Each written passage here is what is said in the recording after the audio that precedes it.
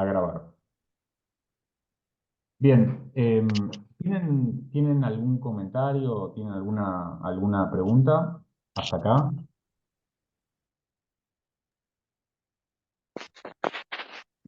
Eh, yo haría un comentario, no una pregunta, pero es como que no estaría totalmente de acuerdo con lo que dice Holbach en el sentido de que cuando las personas que vivieron ya no, ya están todas muertas y uno escribe la historia, eh, es como que para mí sigue existiendo una tradición que de generación en generación se va transmitiendo y hay algo del pasado como que está vivo en el presente, a pesar de que haya sido en nuestro país, por ejemplo, el caso de Rosas, que ciertos grupos hablan de Rosas y tienen una idea determinada y otros grupos otra y hasta se pelean por eso. Sí, totalmente, comparto con vos, Susana. Es decir que, eh, por así decirlo, ciertas memorias colectivas, por ejemplo, el concepto de lo federal, el concepto de la nación, quedan vivas y son retomadas por los grupos del presente. Kohlbach Ya, lo que señala es que esa recuperación que se hace del pasado es necesariamente una selección que no es realmente una memoria. Es decir, yo no puedo, por así decir, recordar lo que era vivir no, no. en Buenos Aires en Eso, 1830. en eso de acuerdo, pero también es el hecho de de que en el presente se hace un uso de la historia que no tiene nada que ver con esos hechos. Por supuesto, en realidad, bueno, uno podría decir que tiene algo que ver porque está inspirado, pero la posición de Holbach vendría a ser que ese pasado que recupera la memoria histórica tiene que haber sido filtrado sucesivamente por varias generaciones eh, digamos, de ese pueblo, que tiene que además establecer una afiliación con el período y que en esa mediación que ocurre entre el presente, es decir, el 2024, por así decir, y 1820 a 1852, 53, lo que hay es un trabajo de selección, un trabajo de refinamiento de esas memorias colectivas que solamente pueden ser imaginadas, que solamente pueden ser recuperadas de forma artificial, ¿no? A él le interesa mostrar que la Eso memoria de histórica acuerdo. es un En eso constructo, estoy de acuerdo. es un constructo necesariamente artificial en el sentido de que no es orgánico como la memoria colectiva. Eh, Bien, bueno, muchas gracias por el comentario. Vamos a ver cómo define entonces Holbach a la historia. Él dice, la historia puede representarse como la memoria universal de la especie humana, pero no hay una memoria universal. Acá está un poco, ¿no? Esta concepción tan fuerte que él tiene sobre la historia. Cada memoria colectiva requiere el apoyo de un grupo delimitado en el... eh, esperen que me quedé sin la cámara. Ahí está. Bien. La totalidad de los eventos pasados solo puede ser reunida en un único registro al separarlos de la memoria de los grupos que los preservaron y al cortar los vínculos que los mantenían cerca de la vida psicológica de los medios sociales donde ocurrieron, conservando solo el esbozo cronológico y espacial de ellos del grupo. Es decir, acá vuelve a aparecer esta idea, es decir, yo puedo escribir una historia universal, puedo decir, bueno, voy a escribir en 6 volúmenes la historia de la humanidad. Holbach va a decir, eso es un esbozo cronológico, no tiene nada de lo que le daba vida, de lo que hacía que la vida del grupo tuviese una identidad. Este procedimiento, dice Holbach, ya no implica devolverlos a la realidad vívida, sino que requiere reubicarlos dentro de los marcos con los que la historia organiza los eventos. Esta idea ¿no? de la historia como una organizadora, una disciplina que lo que hace es analizar a los eventos y reorganizarlos en un marco definido por las preferencias del presente. Estos marcos, dice Holbach, son externos a estos grupos y los definen por contraste mutuo. Yo, por ejemplo, doy clases en un secundario y todo el tiempo me pasa que a veces estoy hablando de grandes periodos de tiempo, por ejemplo, cuando tengo que presentar en primer año los acadios, los sumerios, los urreos, ¿no? Simplemente son abstracciones que tienen muy poco para decir, para decirles a mis alumnos de 13 años cómo era la vida en ese periodo. Son simplemente, ¿no?, nombres medio abstractos que aparecen en una línea de tiempo. Creo que sobre eso está volviendo Holbach un poco, ¿no? Es una crítica, por así decir, a, a la forma, las formas en las que los historiadores a veces recordamos o tratamos de reconstruir el pasado. Sigo con la lectura. Es decir, la historia se interesa principalmente en las diferencias y desatiende las semejanzas, sin las cuales no habría memoria, ya que los únicos hechos recordados son aquellos que tienen el rasgo común de pertenecer a la misma conciencia. Es decir, que otra de las diferencias que está señalando Holbach entre memoria colectiva y memoria histórica es que mientras que a la memoria colectiva le interesa la continuidad, es decir, le interesa esa continuidad que le permite dar una identidad al grupo. Según Holbach, a la memoria histórica solamente o principalmente le interesan los cambios, porque como ya no depende de un grupo, digo, no depende de una generación específica, sino que tiene que cubrir a todas esas generaciones que se identifican por igual con ese periodo o que buscan recuperar ese periodo, digamos, ya no hay nada, no hay ninguna otra razón por la cual buscar una continuidad, ¿sí? Bien, vamos a avanzar y Holbach, haciendo referencia específica a la disciplina histórica, dice, la historia es un registro de cambios. Aparentemente, la secuencia de eventos históricos es discontinua, cada hecho separado de lo que precede Acá en o el sigue por curso un que hicimos intervalo en el paradas, que se yo vi que cree. esto estaba en mi mail, todo, en Perdón, WhatsApp. Milagros, ¿qué tal? ¿Cómo va? Bienvenida. Bueno, veo que te uniste recién nuevamente. Si tenés alguna pregunta sobre el curso, por favor, hacela, ¿sí?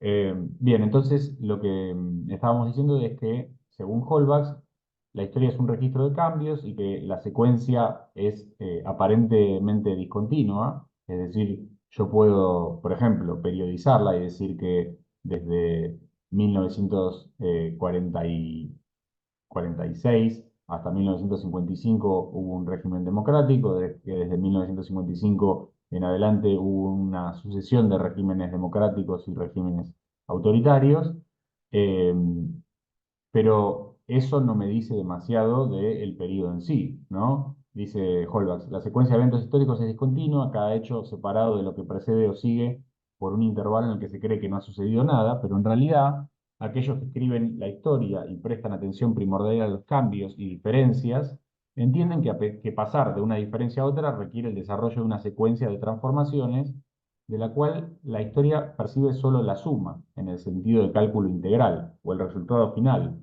Este punto de vista de la historia se debe a su examen de grupos desde el exterior y a su abarcamiento de una duración bastante larga, ¿no? Entonces, Kohlbach claramente está, digamos, pensando en una historia amplia en el tiempo, ¿no? Una historia como por ahí se pensó a partir de la década del 70, una microhistoria, por ejemplo, o hacer una historia muy reducida en el tiempo, sino que él está pensando en las grandes historias universales del siglo XIX o en los grandes periodos históricos. La crítica de, o por así decir, la evaluación en cierto sentido negativa de la historia que hace Holbach, tiene que ver con que él entiende que la historia necesita de una simplificación y que por lo tanto no puede recuperar eh, la memoria genuina de los pueblos, es incapaz de hacerlo. Bien, Kohlbach luego compara este procedimiento con el de la memoria colectiva, es decir, va a comparar cómo opera la memoria histórica, simplificando, descartando y reconstruyendo a partir de una periodización de la memoria colectiva. En contraste, la memoria colectiva es el grupo visto desde dentro. Esto es muy importante para mí. Les comento que cuando pasemos a analizar un poquito más en detalle la guerra que a mí me interesa, justamente yo quiero mostrar esto, es decir, que mientras que un autor todavía puede mostrar o puede recuperar ese pasado siendo parte del grupo que lo experimentó, aunque él técnicamente no estuvo, pero él tuvo acceso a esos recuerdos, a esa memoria colectiva, el otro ya está demasiado lejos y para él simplemente son una serie de eventos que, que- que son como escalones para narrar algo más grande, algo más general, algo más sintetizado, y que, bueno, en parte uno podría explicar esas diferencias entre las dos obras, justamente porque mientras que una recupera o todavía conserva algo de ese espíritu colectivo, en la otra simplemente ha quedado fosilizado. Entonces, en contraste, la memoria colectiva es el grupo visto desde dentro durante un periodo que no excede, y la mayoría de las veces es mucho más corto que la duración promedio de una vida humana. Proporciona al grupo un autorretrato que se desarrolla a lo largo del tiempo. Dado que es una imagen del pasado, permite al grupo reconocerse a lo largo de la sucesión total de las imágenes. Entonces, la memoria colectiva cumple una función social concreta que es darle al grupo identidad, darle al grupo una conciencia, darle al grupo una secuencia de eventos que le permita, digamos, que es parte integral de su existencia. Bien, para resumir entonces, tenemos por un lado la memoria individual, que es una memoria estrictamente personal, es una memoria de carácter natural, es una memoria, digamos, orgánica. Al mismo tiempo, según Holbach, existe una memoria colectiva. Esta memoria colectiva también es evocada por el individuo, es decir, no es que la memoria colectiva es evocada por un grupo. Él descarta absolutamente la posibilidad de que los grupos puedan recordar orgánicamente, sino que en realidad él piensa la memoria colectiva como una suma de memorias individuales que van operando en una dinámica colectiva. Es utilizada normalmente para corroborar, corregir o, bueno, modificar. Uno de ustedes justamente hablaba de esto, ¿no? Decía, bueno, la memoria colectiva puede modificar eventualmente, a veces correcta o incorrectamente, la memoria individual, y eso, bueno, va a generar errores o correcciones, ¿no? Y finalmente dice Maurice Holbach que es de carácter natural pero social. Eh, y agrega, está vinculada con los elementos constitutivos y necesariamente unida a una identidad de un grupo social concreto. Además, la memoria colectiva va a estar focalizada más bien en la continuidad que en las diferencias, debido a esta fuerte presencia del carácter identitario. Además, la memoria colectiva va a responder a un grupo generacional concreto, ¿sí? En cambio, la memoria histórica va a ser imaginada y no necesariamente recordada, y por lo tanto, para Holbach, la memoria histórica va a tener que ser necesariamente artificial o va a tener que estar al menos inspirada artificialmente. Es decir, esta idea de que lo imaginado no puede ser verdaderamente recordado. Este es un debate para un filósofo, se lo dejo para que lo piense un filósofo, pero bueno, ¿no? Esta contraposición que ya aparece, por ejemplo, en los escritos de Platón, en el Teteto, aparece justamente esta idea de que lo recordado no puede ser lo imaginado y viceversa, ¿no? Lo percibido no puede ser lo imaginado. Eh, la memoria histórica, a diferencia de la memoria colectiva, que va a estar focalizada en la continuidad, va a estar focalizada en los cambios, porque está pensada desde el presente y por lo tanto, como está pensada desde el presente, necesariamente tiene que explicar el cambio entre el pasado y el presente. Va a estar constituida por selecciones, va a estar constituida por olvidos, olvidos progresivos, y va a empezar cuando la memoria colectiva desaparezca, cuando la memoria colectiva ya no pueda proceder de forma normal o de forma correcta. Además, la memoria histórica, según Holbach, va a tener que proceder a partir de una construcción intergeneracional, normalmente porque el lapso de tiempo transcurrido es mucho mayor al de la memoria colectiva, y va a estar caracterizada, a diferencia de la memoria colectiva, constituida también de forma orgánica y no necesariamente racional, va a estar caracterizada por una secuencia narrativa de tipo racional, es decir, desde A a B, desde B a C, desde C a D.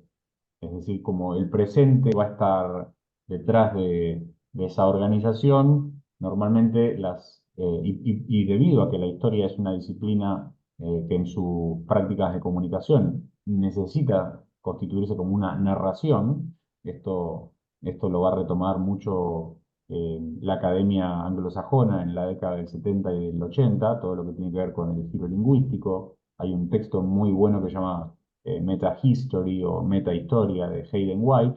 Bueno, debido a que la historia eminentemente es, digamos, además de ser una disciplina de investigación, es una disciplina narrativa, es decir, el historiador tiene que en última instancia contar una historia, esa historia va a tener que operar a partir de las técnicas discursivas y narrativas, es decir, se va a tener que constituir en una narrativa de tipo racional, es decir, va a tener que ir desde A a B. Así que esta es el resumen de lo que vimos hasta acá. ¿Tienen alguna pregunta, algún comentario para hacer?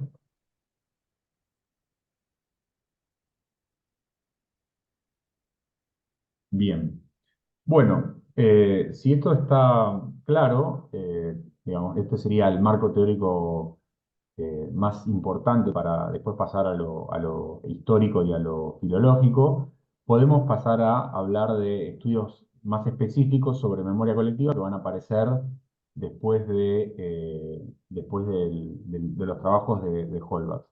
Y bueno, justamente después de los trabajos de Holbach van a aparecer como dos grandes interpretaciones sobre su obra. La obra va a empezar digamos, con todo lo que tiene que ver con el Holocausto, con la Shoah, va a haber un grupo de investigadores que van a retomar los aportes de Holbach y van a, por ejemplo, hacer entrevistas a los prisioneros en los campos de concentración, digamos, como todo lo que tiene que ver con la memoria colectiva va a avanzar muy fuerte en la rama de la historia oral o de la memoria oral, y van a aparecer una serie de trabajos muy importantes en esa época.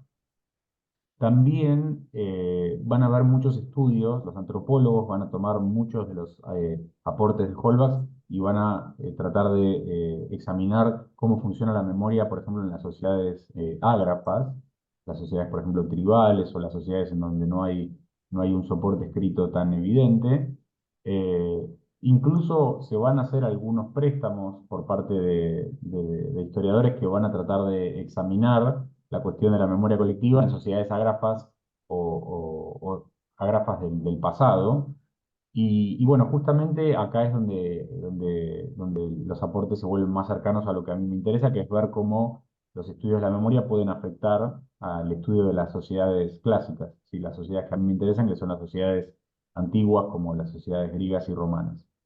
Y yo en particular voy a tomar algunos aportes de un egiptólogo llamado Jan Assmann, que bueno, falleció hace muy poquito, que es bueno, ¿no? Un egiptólogo e historiador de la cultura y la religión alemán, que bueno, él enseñó por muchos años en la Universidad de Heidelberg, en el Palatinado, en Alemania, y va a desarrollar junto a su esposa, Alaida Assmann, muchos trabajos muy importantes para el estudio de la memoria colectiva que parten desde las bases de Holbach. No es casual que los estudios de la memoria, ya desde hace varias décadas, tengan una base muy fuerte en Alemania. Digo, esto tiene claramente que ver con bueno, toda la experiencia de la Segunda Guerra y del Holocausto. Y esta pareja, estos dos intelectuales, Alaida y Jan Assmann, van a estar muy activos en la segunda mitad del siglo XX y van a publicar una serie de trabajos sobre la memoria colectiva, algunos más específicos sobre la memoria colectiva en general. Eh, Alaida Assmann también va a trabajar mucho sobre el olvido, es decir, esta dupla eh, entre olvido y memoria. Y Yana va a trabajar mucho con el antiguo Egipto y el olvido, que es un fenómeno muy interesante porque, bueno, en sus trabajos examina, por ejemplo, cómo bueno, Egipto tuvo como más de 30 dinastías, ¿no? Y examina cómo la memoria de los monumentos es manipulada por las dinastías sucesivas. Por ejemplo, es muy claro esto con la llegada de Ramsés II al trono, que digamos hay todo un proceso de eliminación o de olvido de los faraones anteriores, en particular de Akenatón, un faraón que instaura el monoteísmo en Egipto. Bueno, y el tipo hace un análisis muy interesante de cómo los monumentos muestran las operaciones desde el presente, desde ese presente en el cual se van eliminando los registros históricos de los monumentos. Entonces, a un faraón, por ejemplo, se lo condena al olvido por ciertas prácticas religiosas y se rescatan otras figuras de un pasado más legendario. Eh, Bien, entonces Assmann va a ser uno de los primeros que va a tratar de retomar estos conceptos de memoria colectiva y memoria histórica y los va a aplicar a las sociedades antiguas. A mí en particular me va a interesar el texto que se llama Cultural Memory and Early Civilization, Writing, Remembrance and Political Imagination, ¿no? Sería como memoria cultural y civilización temprana, recuerdo escritura, recuerdo e imaginación política. Acá en este libro, que yo lo subí a un Drive, así que aquellos que lo quieran, yo se los puedo compartir. Ustedes me escriben si quieren y yo se los voy compartiendo. Bueno, en este libro él examina, por un lado, los aportes de Holbach, por otro lado, las sociedades ágrafas, y después se va a interesar en tres sociedades. Va a estudiar, va a hacer como tres pequeños estudios de caso que son el antiguo Israel, el pueblo hebreo, digamos, todo lo que tiene que ver con la Biblia, la Torá en realidad, y cómo la redacción de la Torá fue examinada a lo largo de las décadas. Eh, Va a estudiar también a los antiguos egipcios y finalmente se va a ocupar de los antiguos griegos, ¿no? Bien, en este trabajo, Assmann va a hacer algunas definiciones y va a presentar algunas características adicionales de lo que él entiende es la memoria colectiva. Él dice lo siguiente en este libro. Generalmente se considera que un periodo de 40 años es el umbral más allá del cual la memoria colectiva comienza a desvanecerse. Los recuerdos de los vivos se vuelven cada vez menos frecuentes y las diversas formas de memoria cultural se vuelven problemáticas, ¿no? Esta idea de tener una memoria colectiva que se iba renovando ya está, obviamente, en Holbach, pero lo que va a hacer Assmann es definir o tratar de periodizar los mecanismos para entender más o menos para poder definir cada cuánto se produce una renovación. Y según Assmann, que en realidad basa su trabajo en el trabajo de antropólogos que estudian sociedades ágrafas en África, como el periodo de una vida humana en general en las sociedades más tradicionales no suele extenderse más de los 80 años, bueno, ellos dicen que cada 40 años, más o menos la mitad de ese tiempo, se produce un recambio en las memorias colectivas. Y esto es así, según ellos, porque en estas sociedades ágrafas lo que sucede, digamos, son sociedades que se vienen estudiando ya hace muchos años, es que, por ejemplo, se hacen estudios de campo y se ve que, por ejemplo, en 1920 se le hacían preguntas a los miembros de esta tribu sobre cuándo se había originado o había ocurrido cierto hecho y decían que había ocurrido hace 80 años. Y después de ciertas décadas volvían y se veía que ese periodo de tiempo, por ejemplo, volvían a los 20 años y veían que ese periodo de tiempo se había corrido 20 años. Es decir, que ellos por así decir, postulan la idea de que en el tiempo mítico o en el tiempo pasado de estas sociedades ágrafas, lo que hay es un corrimiento y que ese corrimiento más o menos corresponde con un ciclo de 40 años, que es el ciclo de donde la memoria colectiva está activa y puede recordar hechos con seguridad.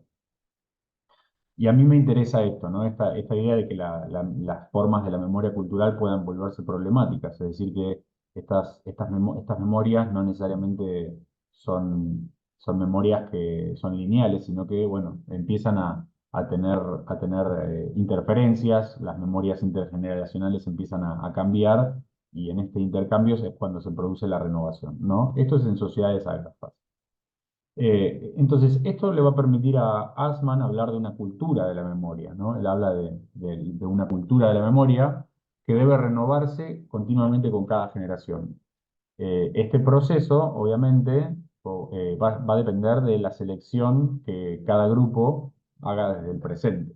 Entonces, él dice, si las personas y las sociedades solo pueden recordar lo que puede ser reconstruido como un pasado dentro del marco referencial de su propio presente, entonces olvidarán cosas que ya no tienen dicho marco referencial.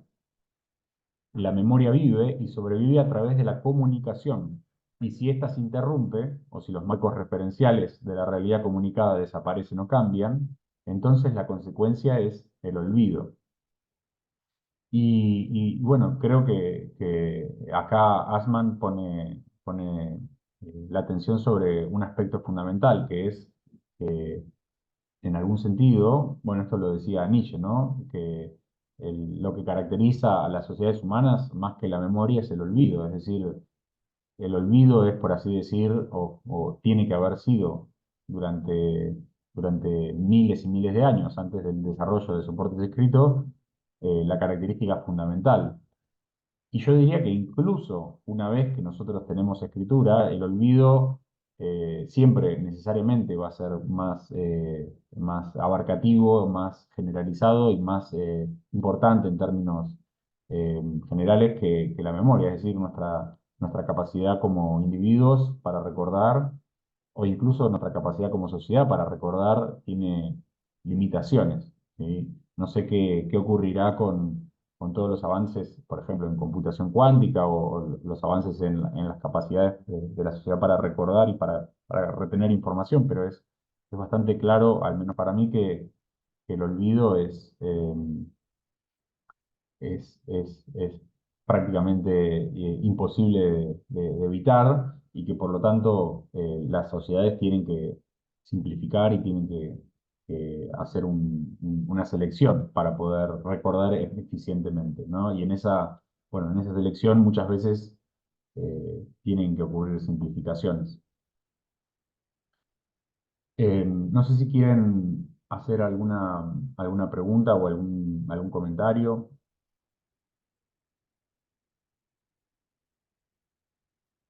¿No? Bien. Bueno, avanzamos un poquito más. Si quieren parar en algún momento, ustedes me avisan. Sé que por ahí esta parte es bastante teórica, se puede poner un poco densa, así que si quieren parar, ustedes me avisan y continuamos. Bien, Assmann va a decir, va a compartir con Holbach la idea de que la memoria colectiva está conectada con un espacio específico y un tiempo específico, y que por lo tanto la memoria va a estar vinculada a un grupo en concreto.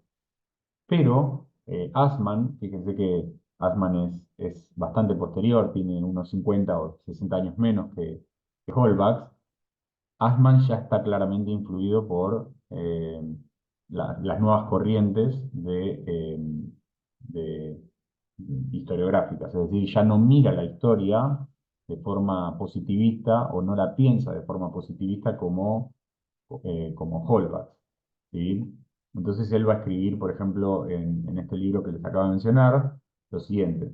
Es claro que aquí Holbach representa un concepto positivista de la historia, del cual los historiadores más recientes se han distanciado desde hace mucho tiempo. Toda historiografía está vinculada a su tiempo. Es decir, acá Assmann, para mí muy correctamente, muestra que no es que la memoria esté vinculada a un tiempo y a un grupo específico, también la historia está vinculada a un tiempo específico. Es decir, yo no puedo escribir la historia del peronismo hoy como la hubiese escrito en 1973, y tampoco puedo escribir la historia del peronismo en 1973 como la hubiese escrito en 1976 o en 1983. Es decir, tal vez esto es algo quizás evidente para los que nos dedicamos a la historia, pero no necesariamente tan evidente para otras personas. Entonces, me parece necesario destacarlo. La historia, eh, bueno, Benedetto Croce decía, toda historia es una historia del tiempo, es contemporánea, ¿no? Es decir, el momento en el cual uno comunica los resultados de una investigación lo está haciendo desde un presente. Ese presente obviamente que puede tener más influencia o menos influencia dependiendo del grado de objetividad y dependiendo de las intenciones políticas o de las intenciones intelectuales del historiador. Pero inevitablemente, como historiadores, no podemos escapar de las condiciones presentes en las cuales escribimos y sobre las cuales reflexionamos. Entonces, Assmann señala que toda historiografía está vinculada a su tiempo y a los intereses de sus escritores o sus patrocinadores.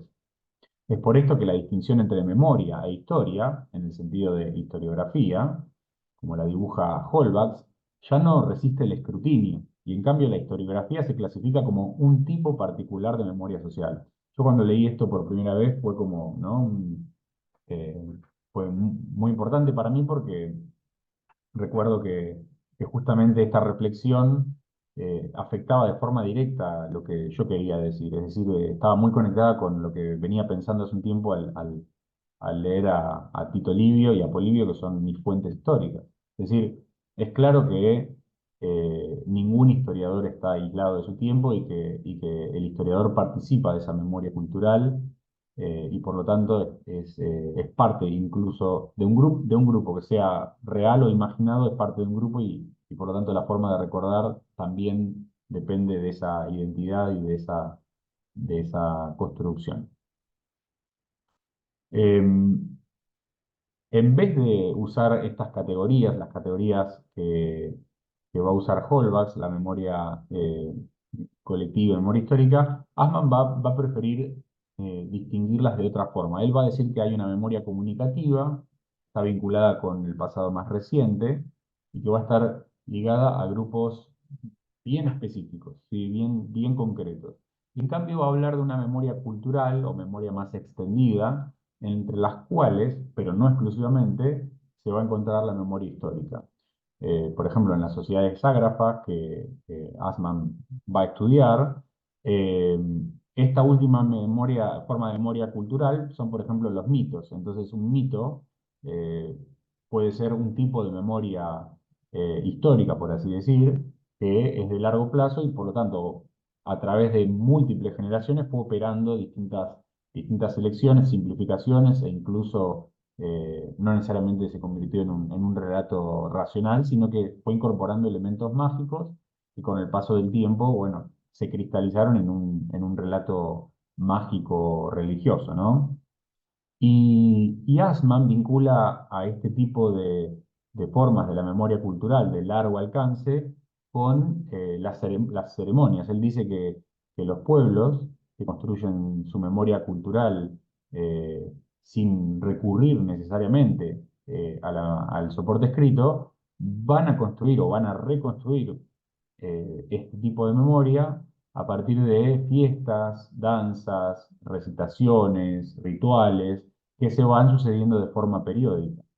Entonces, por ejemplo, utilizando este concepto, un tipo de memoria cultural cristiana podría ser la ceremonia de la misa, que lo que hace es revive y recupera ciertos eventos digamos, de la vida de Cristo o de la vida en general judeo-cristiana. Bien, a pesar de que él no quiere hacer una distinción tan tajante como hacía Halbach entre memoria cultural, perdón, memoria histórica y memoria social, que llaman comunicativa y cultural, Él dice que sí hay diferencias en última instancia y escribe lo siguiente. La participación del grupo en la memoria comunicativa varía considerablemente, dice. Algunas personas saben más que otras, y los recuerdos de los ancianos se remontan más atrás que los de los jóvenes. Pero, aunque algunas personas estén mejor informadas que otras, en la memoria comunicativa no hay especialistas ni expertos en esta tradición informal, y el conocimiento relevante se adquiere al mismo tiempo que el lenguaje y otras formas de conocimiento cotidiano. En esta memoria comunicativa, entonces, todos tienen una competencia igual. En cambio, dice Assmann, en la memoria cultural siempre va a haber diferencias, ¿no? Él dice, la naturaleza extraordinaria, en contraposición a la cotidiana, que es de la que está hablando la memoria comunicativa, de estos recuerdos culturales se refleja en el hecho de que estos portadores especializados están separados de la vida cotidiana y las obligaciones. En sociedades analfabetas, la forma de su especialización dependerá de lo que se requiera de los recuerdos. El requisito más exigente podría ser una transcripción palabra por palabra. Por ejemplo, en la antigua India, en algunas sociedades que estaban entre lo ágrafo y lo alfabetizado, por así decir, había personas que debían recordar palabra por palabra. Pienso, por ejemplo, en bueno, Homero, ¿no? O los poetas griegos, los Aedas, que no recordaban exactamente palabra por palabra, pero sí invocaban a las musas, ¿no? En particular invocaban a, a la musa de la memoria para que le recordara, porque lo hicieron o no, el poeta creía que estaba recordando, y eso es muy interesante, le recordara lo que había sucedido. En este caso, ¿no? Entonces, retomando lo que dice Yasman, la memoria humana se utiliza como almacenamiento de datos o como precursor del registro escrito. Eh, no es casual, a mi entender, que los primeros historiadores, de los cuales sabemos muy poco por otro lado, Helánico de Lesbos, por ejemplo, bueno, Heródoto, del que sí conocemos, se comparen con los poetas, ¿no? Heródoto, por ejemplo, todo el tiempo está mirando a los poetas, y en general los historiadores, que ya en la antigüedad pasaba esto, los historiadores pensaban en los poetas como sus antecesores, es decir, que un Tito Livio o un, digamos, un Tucídides quizás estuviesen mirando hacia los poetas como un posible competidor, ¿no? Esto es bastante claro cuando uno empieza a mirar ya en tiempo más tardío que los historiadores hacen esfuerzos enormes por tratar de separarse de los poetas, pero que en algún sentido, por ejemplo, Polibio, cuando hace referencia a Homero, lo utiliza como fuente histórica, ¿no? Entonces, en la antigüedad no estaba tan claro que el poeta y el historiador fueran tan distintos, y, por ejemplo, Tito Livio en su prólogo, en su prefacio en realidad, habla de los poetas, ¿no? Hace referencia a ellos, y dice que él, si fuera poeta, te debería pedir una invocación a las musas para recordar. Entonces, el papel que el poeta, que quizás en la época clásica debía recordar, debía ser el custodio de esa memoria cultural, a medida que nos adentramos en el periodo histórico, bueno, ese rol pasan a ocuparlo otros, ¿no? Que quizás dependiendo del caso sea el historiador, el jurista, etc. Bien, ¿cómo venimos? ¿Vamos bien? ¿Hay alguna pregunta? ¿Algún comentario? ¿No? Bien. Bueno, seguimos. En cualquier momento por ahí tenemos otro corte, así que estemos atentos y nos volvemos a unir. Bien, bueno, entonces, esto es algo que yo les había comentado, que es que Assmann eh, digamos, retoma una reflexión de Nietzsche, bueno, Nietzsche trabajó sobre el concepto del olvido, ¿no? Y